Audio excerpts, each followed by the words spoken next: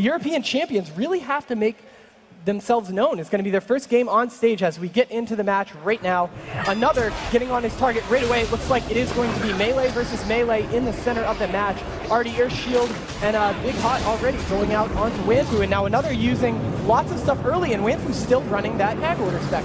Gliptic was going to get in there with a little Hex action, maybe break it up, but he ate an interrupt, and now he's eating that Death Coil. Another taking a lot of damage. Oh, but look at Alien Jack right now, down so low with that Death Coil straight away. Wow, and they had to use Rallying Cry and Spirit Link Totem right there, blowing through a lot of those cooldowns quickly. But another, I mean, Death Knights can be trained so hard in this game, but I mean, the damage is all over the place, both teams. When you see these dot classes absolutely pour the damage out, Unstable Affliction everywhere, CKY down to half, but Wanfu going very offensive, Recklessness right there, going to try to dump a lot of damage into another, and the silences are really making it count.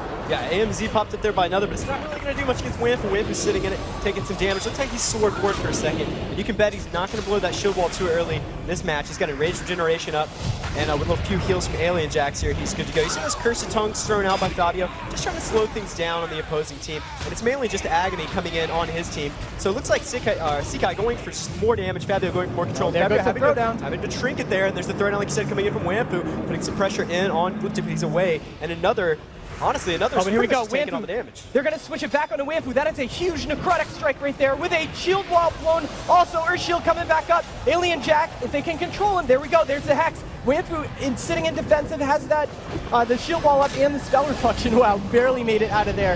And that Howl of Terror hit two members. Alien Jack dropping that Tremor Totem to get out of it, but trinkets are not up for Alien Jack, but Alien Jack taking so much damage also with that necrotic strike coming back up. And man, you let that Death Knight all over your healer, and that's what happened. Yeah, they had a good opportunity to kill another there. They just could not close it. And Wanfu saving that shield wall at the exact right time, and they were just like, yeah, that's fine, get on Alien Jack and just tear him down. Because on sewers, if you don't have basically max range healing, you know, a Death Knight and Locke are going to be able to put damage on you in 1 to 2 seconds easily, no matter where you are. All right, so our first round is going to go to Yas Presents. Based off strong damage. It really was. and that's what we like to see in a lot of these matches. I mean, Death Knights can make things happen. You know, that necrotic strike is such a great ability for that healing absorbs. Death Knights make so many things happen. They've been such a pivotal melee class here in this game. Almost like a melee mage class if you played Frost back in the day. Pretty ridiculous damage paired with a lot of utility. It just goes together with Shaman and Locke so well. And another is a top tier player from Europe. I mean, just at the very, very top of his game. And you see, you know, he spiked low there, but he didn't panic. I saw no panic cooldowns used. I really, you know, honestly didn't see all that much worry coming out of Gliptic. He had an early interrupt and just sort of sat on it. All right, so the next round is going to play a big role for the Yas Presents because they need to take this round, you know, don't let them have any information about what they're going to play because they played it very by the book this time. Yeah, they definitely did. Yeah, and that's pretty much what you need to do when you're going into this comp. Is just get on somebody. And, you know, the difference between the international ability to practice, you can really tell there. They didn't know exactly what they were going to do, but going on another was clearly Anarchy Roc's plan. And quite frankly, I'd say Yas Presents just expected to kill anybody because they did have a bit of an advantage there with all the damage they were getting out.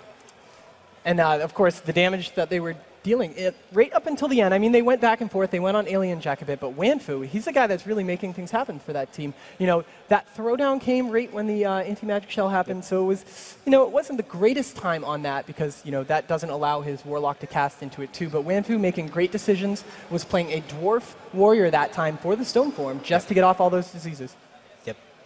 And he definitely had some good cooldown management, but another with, I would say, even better cooldown management. Saved that IBF for pretty late in that burst. We saw AMZ and AMS come up very, very late for him. He's got a lot of confidence in his healer, Gliptic. Another just doing work, just trudging right through that line and taking all the damage from Wanfu that he can pump out. And you can really see how strong that comp is, especially when it's played with their type of coordination. They didn't even need that many peels. Fabio did not even have to peel that much to keep another alive. All right, well, we're going to get these players back into the match because I'm sure they want to play yet another round. Let's see where it's going to place them. Looks like it is going to be Negrand Arena in the second round. We have our European champions facing off. against the team of Anarchy Roc, which were the runner-up in the Taiwanese tournament. Yep, and we've seen from both the Taiwanese teams a lot of aggressive play. But Yas Present showing us, they can do it just as well.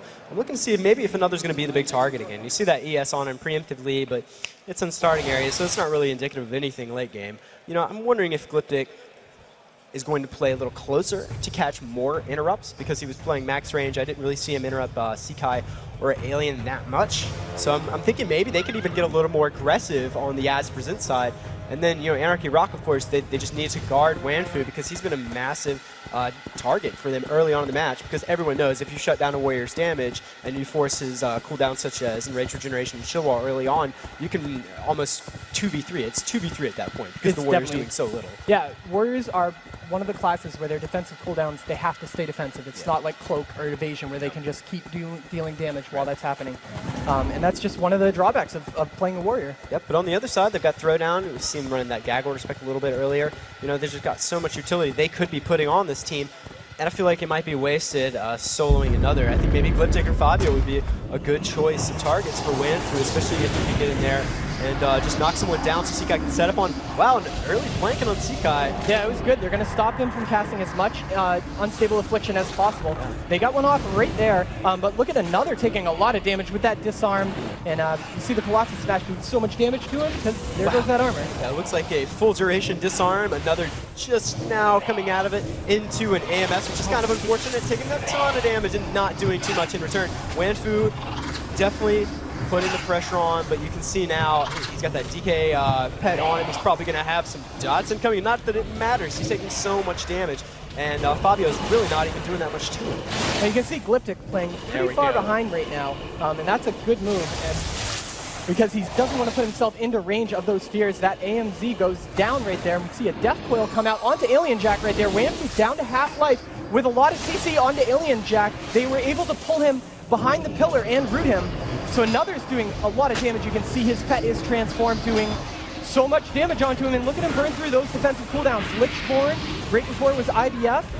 He really wants to stay on his target. Yeah, and the dot up time from Fabio, he's got a lot of damage rolling out on Wanfu and Sekai. This is where they're going to set up that double. And you see there's the blanket silence on Sekai. And they've transferred pets over to him even. Another pulling his pet back off. Looks like they can just comfortably swap back and forth, but another is taking a good deal of damage himself. And that's a pretty big intimidating shot. Oh, but look at Wanfu right now, and when both players on this team are getting low, that's what happened last time. Wanfu taking a lot of damage, down to 40,000 hit points right now, but also Alien Jack, all three targets getting low. That Spirit Link Totem is probably the only thing that's going to save them at this point, but look at that stack Necrotic Strike onto Alien Jack. So much damage onto him. He's down to 30,000 hit points.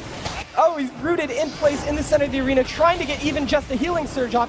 Barely did not get locked. That was so close. Another. There we go. Now we see the Spirit Link Totem, but they were all low to begin with.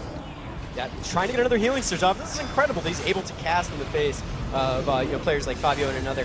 But on the same side, I haven't seen any really good interrupts coming out of Sekai. He's not controlling the match. I don't see any big fears coming out. I don't see any trimmer kills. I mean, they're just not controlling. Oh, but Wanfu's about to pay for it. There he goes. The shield wall, the rallying cry. There's the Spirit Link Totem.